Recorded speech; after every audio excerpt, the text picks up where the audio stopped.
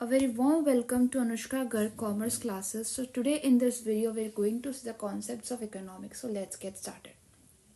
Now सबसे पहले business economics होता क्या है, ये सब्जेक्ट का नाम बिजनेस इकोनॉमिक्स कैसे क्या मीनिंग है बिजनेस इकोनॉमिक्स का। तो जब भी हम इकोनॉमिक्स के थ्योरी और प्रिंसिपल्स को बिजनेस के मैनेजमेंट में अप्लाई करते हैं तो इसे हम क्या क्या बोल देते हैं, बिजनेस इकोनॉमिक्स बोल देते हैं। ओके, नाउ बिजनेस इकोनॉमिक्स दो इकोनॉमिक्स से मिलकर बनता है, that is positive economics and normative economics. तो सबसे पहले पॉजिटिव इकोनॉमिक्स क्या होता है। पॉजिटिव इकोनॉमिक्स वेरीफाइबल फैक्ट्स और टेस्टेबल हाइपोथेसिस पे डिपेंड होता है। किस पे फोकस करता है, ये फैक्ट्स एंड फिगर्स पे फोकस करता है। फैक्ट्स पे क्या है एक्चुअली, क्या रियलिटी है। Okay, so positive economics stick to objective truth that anyone can test with numbers. Okay, facts आते हैं इसके अंदर, फिगर्स आते हैं। Okay, what is means it basically talks about what is. Okay, ये इसके बारे में बात करता है पॉजिटिव इकोनॉमिक्स। ओके, ना आता है नॉर्मेटिव इकोनॉमिक्स। नॉर्मेटिव इकोनॉमिक्स मतलब कि जिसके अंदर क्या है, जजमेंट्स आए। क्या आए इसके अंदर, judgments. Okay, opinions. Okay, opinions and which basically talks about what ought to be या what should be, क्या होना चाहिए, what ought to be. Okay, इन ये अगर what should be that comes in normative economics. Okay, now normative economics relies on opinions and ethical considerations like firms should prioritize sustainability over short-term profits. It aids business economics in policy recommendations such as optimal pricing or resource allocation for societal welfare. Debates often arise here due to differing. Now basically यहाँ पे समझ में आ गया कि positive science क्या होता है, जो फैक्ट्स पे डिपेंड करता है, जो फिगर्स पे डिपेंड करता है, जो एक्चुअली क्या कंडीशन है, अभी क्या फैक्ट्स है, क्या फिगर्स है, उस पर ध्यान देता है। And normative talks about the judgments, क्या होना चाहिए, क्या जो ओपिनियंस है उस पर ध्यान फोकस करता है। And what should be, okay, इस चीज़ पे फोकस करता है। Now what is the objective of business economics, business economics. So let's see this. First जो ऑब्जेक्टिव है, जो कि हर एक बिजनेस इकोनॉमिक्स का होगा, that will be profit maximisation. Achieve highest returns by balancing revenues and cost using economic tools. So हम क्या करते हैं कि यहाँ पे सबसे ज़्यादा रेवेन्यू कमाना चाह रहे हैं विथ लेस कॉस्ट। ठीक है, इसमें कैसे अप्लाई करेंगे हम बिजनेस में, जैसे pricing strategies to boost margins. So pricing strategy हम लोग क्या कर रहे हैं, इम्प्लीमेंट करते हैं। जैसे किसी ने पेनिट्रेशन प्राइसिंग अप्लाई किया, किसी ने जो है स्किमिंग प्राइसिंग अप्लाई किया, किसी ने जो है इकोनॉमिक वैल्यू प्राइसिंग अप्लाई किया। सो वो क्यों करना चाह रहे हैं, because of boosting of margins. तो ये क्या है, एक तरीका है कि हम लोग प्रॉफिट मैक्सिमाइज कर सकते हैं। दूसरा, रिसोर्स एलोकेशन। ओके, अब हर एक बिजनेस में optimum use of resource allocate करना और उसे यूज़ करना ऑप्टिमम तरीके से, रैशनल तरीके से बहुत ज़रूरी है। अदरवाइज जो कॉस्ट होगी वो बहुत ज़्यादा आएगी। तो जो बिजनेस इकोनॉमिक्स है उसका दूसरा जो ऑब्जेक्टिव होता है वो रिसोर्स एलोकेशन होता है। Optimum use of limited inputs like Capitals है, लेबर्स है, फॉर मैक्सिमम आउटपुट। जैसे प्रोडक्शन प्लानिंग इन मैन्युफैक्चरिंग। जब हम लोग मैन्युफैक्चरिंग करते हैं तो हमें कितनी लेबर लगानी है, कितना कैपिटल लगाना है, कितना रिसोर्स लगाना है, वो सारा हम एक बार प्लान करते हैं, उसके बाद हम एलोकेट करते हैं, राइट। थर्ड जो ऑब्जेक्टिव आता है वो डिमांड फोरकास्टिंग है, right. Predict consumer behaviour and market trends accurately. Okay, consumer behaviour को प्रेडिक्ट करना, लाइक कितने कंज्यूमर्स है, कितने हमारे फ्रीक्वेंट बायर्स है, कितने हमारे डिफेक्टर्स हैं, कितने हमारा जो प्रोडक्ट है वो रिजेक्ट कर चुके हैं, हमारे जो डिमांड है वो कितनी है, कितनी हमारी supply, everything we have to predict, right. And inventory management for retail firms, right. तो ये इसका एग्जाम्पल है। इसका फोर्थ ऑब्जेक्टिव आता है प्राइसिंग डिसीजन। अब हमें प्राइसेस भी सेट करने होते हैं, considering elasticity, competition and cost. हमें ये देखना होगा कि अब हर एक स्टेज होती है, लाइक इंट्रोडक्शन, फिर ग्रोथ, मैच्योरिटी, एक प्रोडक्ट लाइफ साइकिल होता है। तो हर एक प्रोडक्ट लाइफ साइकिल स्टेज पर कौन सी प्राइसिंग स्ट्रेटजी को अपनाना है। जैसे फॉर एग्जांपल एप्पल था, उसने स्किमिंग प्राइसिंग को अप्लाई कर रखा है। जो कुछ ऐसे बहुत सारी कंपनीज हैं जिन्होंने penetration, Jio is one of the best example. फिर हम देखें कि डायनामिक प्राइसिंग भी अप्लाई करती हैं कुछ ई-कॉमर्स कंपनीज, ठीक है, ये एक एग्जांपल समझ सकते हैं अपन। अगला आता है risk and uncertainty management, analyse economic fluctuation to mitigate risk. Okay, हम बिजनेस रिस्क को मिटिगेट करने के लिए इकोनॉमिक फ्लक्चुएशन को समझते हैं कि ये फ्लक्चुएशन आ क्यों रहे हैं, what is the reason behind it, right. Hedging against inflation और रिसेशन। ओके, तो हम लोग क्या करते हैं कि भाई इन्फ्लेशन अगर हो रहा है तो हम लोग क्या कर रहे हैं, हेज कर रहे हैं उसके, तो ये अप्लाई कर रहे हैं उस चीज को हम लोग कि जो फ्लक्चुएशन है उसको हम लोग स्टेबल कर सके, राइट। तो ये भी इसका ऑब्जेक्टिव आता है। नेक्स्ट आता है capital budgeting, evaluate investment for highest return over time. हम लोग क्या करते हैं, जो इन्वेस्टमेंट हम कर रहे हैं तो उस पर एक होता है ROI। ROI मीन्स कि रिटर्न ऑन इन्वेस्टमेंट, कितना रिटर्न हमें मिलेगा, कितना हमें इससे बेनिफिट्स है, क्या हमारे इसके नुकसान है, क्या जो अमाउंट है वो कहीं ना कहीं स्टक हुआ है या फिर मुझे यहाँ पे बेनिफिट हुआ है। तो ये भी एक चीज़ है जो मुझे देखनी होगी जब इन्वेस्ट करें उससे पहले। एंड जैसे फॉर एग्जांपल प्रोजेक्ट अप्रेजल करते हैं ना हम, जब NPV को निकालते हैं, NPV निकाल कर हम प्रोजेक्ट को अप्रेज करते हैं कि भाई ये प्रोजेक्ट हमारे लिए आगे यूजफुल रहेगा। जैसे हमारे पास लेट से 5 ऑल्टरनेटिव्स हैं, हमने इसका NPV निकाला, इसका भी NPV निकाला, इसका भी NPV निकाल दिया और इसका भी, सबका NPV निकाल दिया। ये क्या हुआ, NPV ना। NPV निकालने के बाद मैंने क्या किया, ये देखा कि ये वाला जो पर्टिकुलर ऑल्टरनेटिव है ये मेरे लिए सूटेबल है, तो ये क्या हो गया, this will be called as capital budgeting, right. इसे बोलेंगे हम प्रोजेक्ट अप्रेजल, जो किसके अंदर आएगा, कैपिटल बजटिंग के अंदर आएगा। नाउ नेक्स्ट आता है हमारा, just a minute, policy formulation, develop internal strategies align with macro trends. ना यहाँ पे क्या होता है कि जो इंटरनल स्ट्रेटजीज हैं अलाइन विद मैक्रो ट्रेंड्स, जैसे एक्सपेंशन इनटू न्यू मार्केट्स। तो हम लोग कैसे फॉर्मूले, जैसे हमें होता है कि अगर हमें डाइवर्सिफिकेशन करना है, एक्सपेंशन करना है, मर्जर करना है, एक्विजिशन, उसके लिए हम लोग क्या करते हैं, पॉलिसी फॉर्मुलेट करते हैं। Develop internal strategies aligned with macro trends.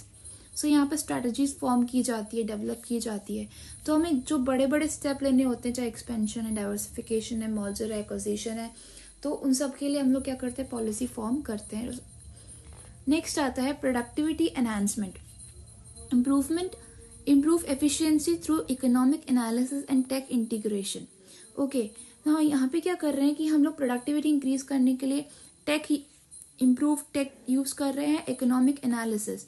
Okay, हम लोग नए नए जो जैसे SWOT एनालिसिस है हमारा, वो होता है वो G9 एनालिसिस होता है, या फिर पोर्टर 5 फोर्सेस है, तो ऐसे एनालिसिस को यूज़ कर रहे हैं, नए नए एनालिसिस को यूज़ कर रहे हैं, जैसे कि हम हमारा जो प्रोडक्शन है उसे हम और एनहांस्ड एफिशिएंटली कर सके, मतलब एनहांस्ड और एफिशिएंटली कर सके हम, ठीक है। लेबर प्रोडक्टिविटी स्टडी कर रहे हैं अपन, हम मोशन स्टडीज़ कर रहे हैं, हम जो है टेलर की जो टाइम स्टडीज़ हैं, जो उसने दिया था, टाइम स्टडीज़ का जो कॉन्सेप्ट दिया था वो कर रहे हैं, जस्ट बिकॉज कि हमारा प्रोडक्शन अच्छे से हो पाए। नेक्स्ट आता है sustainable growth, now ensure long term visibility balancing profit with social responsibility, right. ये भी इसका क्या होता है, एक ऑब्जेक्टिव होता है। नेक्स्ट आता है हमारा थियरीज ऑफ प्रॉफिट्स। सो कई सारी थियरीज दी गई है डिफरेंट प्रोपोनेंट्स के द्वारा। फर्स्ट आती है रिस्क थियरी, जो दी थी हॉले ने इसे दिया था। Profit rewards bearing insurable business risk like fire और मार्केट फ्लक्चुएशंस। तो इसने बोला कि जो प्रॉफिट आता है ना, प्रॉफिट कैसे आएगा, बेयरिंग इंश्योरेबल बिजनेस, जितना ज्यादा रिस्क होगा प्रॉफिट भी उतना ज्यादा होगा, जितना ज्यादा रिस्क कम होगा प्रॉफिट भी कम होगा। तो ये थियोरी दी थी किसने, हॉले ने दी थी। सेकेंड थियोरी थी अनसर्टनिटी बेयरिंग थियोरी, जो किसने दी थी, नाइट ने दी थी। Profit arise from bearing non insurable uncertainties in dynamic market, जो नॉन इंश्योरेबल रिस्क होती है, जो अनसर्टनिटीज होती है, अगर हम उसे बेयर करते हैं तो हमें प्रॉफिट मिलता है. Just for example, fails to quantify uncertainty precisely. लेकिन इसका एक लिमिटेशन क्या होता है कि यहाँ पे प्रिसाइजली एक किसी अनसर्टनिटी को क्वांटिफाई नहीं कर पाता. ठीक है. थर्ड आती है इनोवेशन थियरी, जो किसने दी थी? स्कम्पीटर ने. Profits from introducing new products, methods और markets. Profit from introducing new products,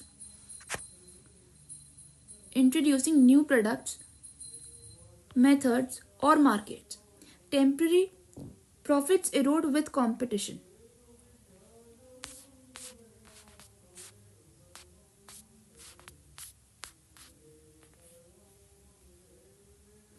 next आता है मार्जिनल प्रोडक्टिविटी थ्योरी. सो ये दी थी मार्शल कैंपमैन ने. Profit equals entrepreneur marginal contribution to output like other factors. Hard to measure entrepreneurs isolated productivity. So marginal productivity का basically meaning ये होता है कि सपोज आप 1000 यूनिट्स जो है वो प्रोड्यूस कर रहे हो और उससे आपको let's say 10 quintals of something, कुछ भी जो चीज़ है उसका आप प्रोड्यूस कर रहे हो. ऐसे ही 1000 यूनिट्स ऑफ रॉ मटेरियल कुछ आपने यूज़ किया, उससे आपने लेट्स से 1200 यूनिट्स आपने यूज़ करे, तो उससे आपने 20 क्विंटल्स जो है वो बना लिए. बोलेंगे मार्जिनल प्रोडक्शन. सो इसमें हम क्या कर रहे हैं कि 200 ज़्यादा अपन रॉ मटेरियल यूज़ कर रहे हैं, तो 10 क्विंटल ज़्यादा हम लोग क्या कर रहे हैं? प्रोड्यूस कर पा रहे हैं. नेक्स्ट आता है डायनेमिक थ्योरी. डायनेमिक थ्योरी दी थी जेबी क्लार्क ने. Profits emerge from changes in population, taste, technology disturbing equilibrium. तो प्रॉफिट जो हो रहा है वो इमर्ज हो रहा है पॉपुलेशन में चेंज होने से, पॉपुलेशन के चेंज होने से, टेस्ट के चेंज होने से, टेक्नोलॉजी, इन सब के चेंज होने से प्रॉफिट भी क्या हो रहे हैं? चेंज हो रहे हैं. Right. Assumes perfect foresight ignoring uncertainty. ठीक है. तो ये आता है इसके अंदर. नाउ अब इसमें बोल रहा है, इसमें आता है डिमांड एनालिसिस. अब क्या आ रहा है? Demand analysis. तो एक बार मैं यहाँ पे लिख देती हूँ. This is your demand analysis part. So यहाँ से हम लोग डिमांड के बारे में पढ़ेंगे. Demand analysis part will come from here. Right. ये वाला समझेंगे, इस वाले चीज़ को. ये क्यू जो डिमांड कर रहा है वो डाउनवर्ड स्लोपिंग क्यू होता है. राइट. देन आपके जो कार्डिनल अप्रोच है, ओके. इसके बाद डिमांड फंक्शन है. ठीक है. यहाँ से समझते हैं कि भाई क्या रीजन है कि डिमांड कर्व, आपने देखा होगा कि जो डिमांड कर्व होता है वो हमारा डाउनवर्ड स्लोपिंग होता है. सबसे पहले हमें जैसे ये समझना है कि भाई डिमांड कर्व जो है वो डाउनवर्ड स्लोपिंग होता क्यों है. राइट. तो इसके कई रीजंस है इसके पीछे. इसका मतलब तो ये हुआ ना, कर्व अगर नेगेटिवली स्लोपिंग है, इसका मतलब प्राइस के बढ़ने से डिमांड क्या हो रही है? कम हो रही है. और प्राइस के कम होने से डिमांड क्या हो रही है? ज़्यादा हो रही है. ठीक है. तो ये रिलेशन इनके बीच में है. अब इनके कुछ रीजन जिसकी वजह से डिमांड का डाउनवर्ड स्लोपिंग होता है. पहला रीजन होता है law of DMU, that is law of diminishing marginal utility. कि अलग से एक लॉ है जो मैं आपको मैं आगे कवर करूंगी, वो भी एग्जाम्पल के साथ. फिलहाल के लिए हम ये समझते हैं कि जब हम किसी चीज़ को कंज्यूम करते हैं, सपोज मैं एक चपाती खाती हूँ और मुझे लाइक फॉर एग्जाम्पल मुझे भूख लग रही है और मैंने एक चपाती खाई, तो मुझे उससे मिलने वाली जो मार्जिनल यूटिलिटी होती है वो बहुत ज़्यादा होगी, बहुत ज़्यादा होगी. ठीक है. लेकिन वैसे ही मैं सेकंड चपाती जब मैं खाऊंगी तो उससे कम मुझे क्या मिलेगी? उससे कम मुझे मार्जिनल यूटिलिटी मिलेगी. थर्ड चपाती कंज्यूम करूंगी तो उससे भी कम. फिर वो डिक्लाइन होती जाएगी. तो ये जो MU होती है, जब भी आप यूनिट्स का कंजप्शन करते हो तो MU क्या होती है? आपकी डिक्लाइन होती है. इसी पर्टिकुलर रिलेशन को ही हम क्या बोलते हैं? लॉ ऑफ DMU बोलते हैं. क्या बोलते हैं? लॉ ऑफ DMU बोलते हैं. Now, additional unit provide less satisfaction additional unit provide less satisfaction, so consumers buy more only at lower prices. ठीक है, तो ये कहता है लॉ ऑफ डीएमयू। जैसे पहले आपने आइसक्रीम खाई तो आपको हाईएस्ट यूटिलिटी मिली, fifth gives less requiring price drop to buy more. ठीक है, तो ये क्या चीज़ होती है, लॉ ऑफ डीएमयू बोलते हैं इसे। ठीक है, नेक्स्ट आता है इनकम इफेक्ट। दूसरा रीजन है इनकम इफेक्ट। अब इसमें इनकम में भी हमारे कई तरह की इनकम होती है। जैसे एक इनकम इफेक्ट में कई तरह के गुड्स होते हैं, वो भी अलग हम बाइफरकेशन करेंगे आगे। पहले इनकम इफेक्ट क्या होता है, जब आपकी इनकम इंक्रीज होती है तो आपकी जो डिमांड होती है वो भी इंक्रीज हो जाती है। इसका मतलब कि आपकी रियल इनकम के बढ़ने से आपकी परचेसिंग पावर क्या होगी, बढ़ जाएगी, और रियल इनकम के घटने से, रियल इनकम के बढ़ने से परचेसिंग पावर हो जाएगी, बढ़ जाएगी, और रियल इनकम के घटने से परचेसिंग पावर भी क्या हो जाएगी, घट जाएगी। तो this is a relation of income effect. This is the relation of income effect. Okay, price falls with increase in real purchasing power, enhancing more purchases. Bread price drops from 40 to 30 with the same budget buys more, loaf study is okay. इसमें क्या हो रहा है, price falls increase in purchasing power, right. तो अभी तो बहुत obvious है ना। अपन देखो यहाँ पे ये ऐसे समझते हैं कि आपकी अगर लेट्स से अभी आपकी इनकम कितनी है, 30,000 है। ओके, फिर आपकी जो इनकम है वो बढ़ के कितनी हो गई, 40,000। सो लेट्स से कि आप पहले जो है, just a minute,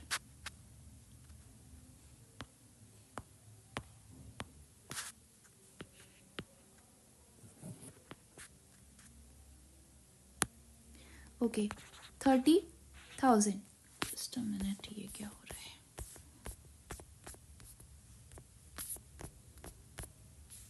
okay just a minute. Now आपकी जो इनकम थी वो कितनी थी, 30,000। ठीक है, 30,000,